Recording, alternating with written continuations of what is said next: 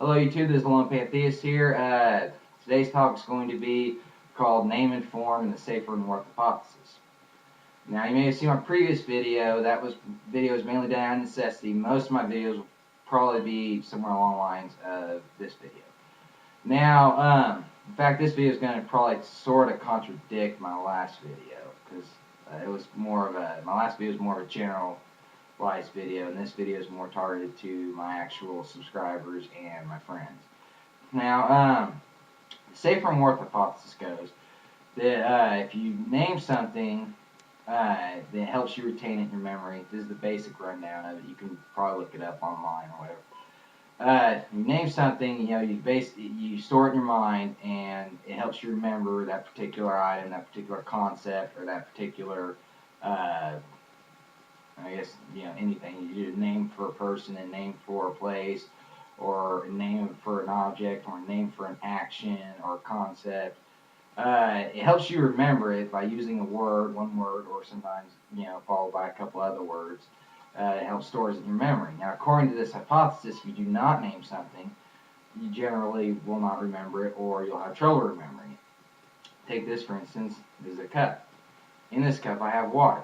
Now, of course, in the Spanish terminology, it would be aqua. Now, the meaning of these words are the same. Aqua and water, they both mean that clear liquid stuff that we have to drink, that all life has to drink in order to survive, or at least for our bodies to survive. Now, the wording, of course, is different, but aqua and water is a lot easier for a person to state than to state that, it's clear liquid that we have to drink to survive. That thought automatically comes with it with just the simple word of water.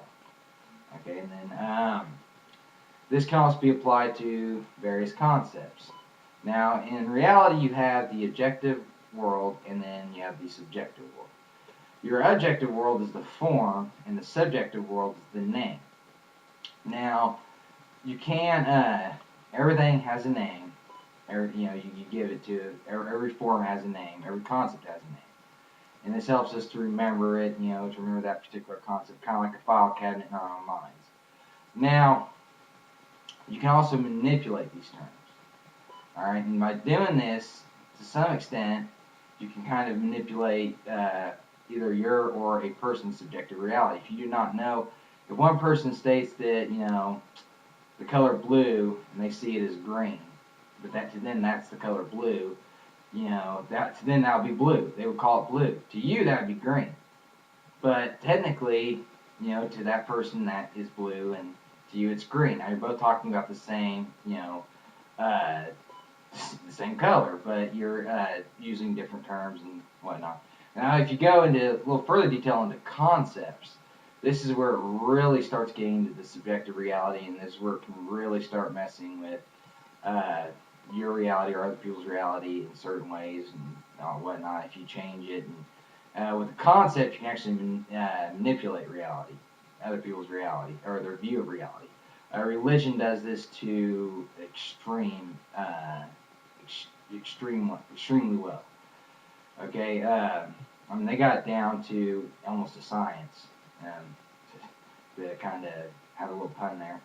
But what they do is they take what they've learned, and they'll write in a book, and they manipulate, twist it, and try to sell it to you as something that is reality. When in reality, it's actually partial reality with their conclusions and their ideas and their concepts. Now, names can be important.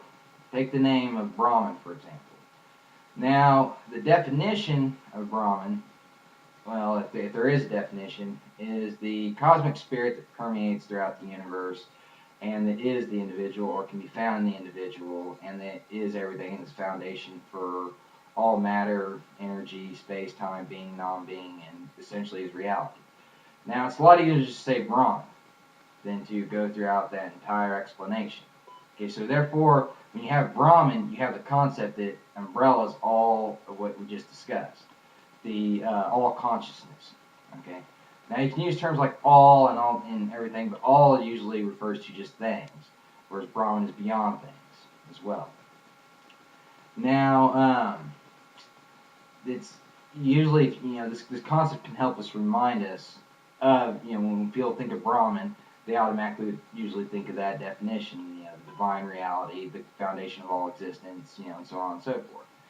So yes, it is just a name, but it's a name in a way that helps us remember the concept that Hindus way back in the day came up with. Now there are other concepts such as universe and reality and existence and being, but these don't really touch upon the concept that Brahman is. For one, Brahman encompasses also non-being. Now a lot of people get confused with this because technically there is no non-being. Okay, there's no such thing as nothingness. Okay, if nothingness, it doesn't, if nothingness is nothing, and therefore it does not exist. If it does not exist, it can't be real. If it can't be real, then it's not real, and there's no such thing as nothingness. So therefore, nothingness is a concept based upon people who exist and things that exist. Therefore, it's rooted in existence. So therefore, to say that something is being and non-being isn't really a contradiction, because in order to be able to focus upon what it can be non-being, you have to actually be a being. So in order to be able to think about nothingness and think about non-being, you have to be a being. So therefore, Brahman would suffice to be both being and non-being. Now, you could probably get a better definition, say, from Whorf, so I'll probably post it in a link below. Because I'm going to try to touch upon it in later videos and try to expand on it and show, everybody exactly what this concept means. But I only have 10 minutes, so yeah. Anyway, that's all I wanted to say. These are the videos that you can expect me to do. My last video was more so done out of a need. I'm not just targeting Afrocentrics. Eurocentrics are bad too. I know I didn't really get upon that. But it's just that Afrocentrism has risen within the last decade. And it's gotten really bad. It's one thing to, go after the European ancestry people or the white people, and it's, entirely different to start attacking Asian and Indian and start saying that, no, your cultures are mine. I just had to set the record straight. And I know I did it with a bit of anger, but it was kind of I don't want to say a pose, but, it was kind of more so just to get the point across. Anyway, most of my videos will be this right here.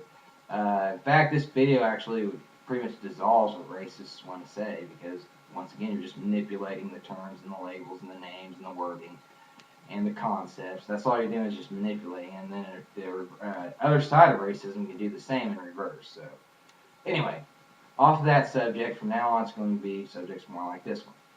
Okay, see you later.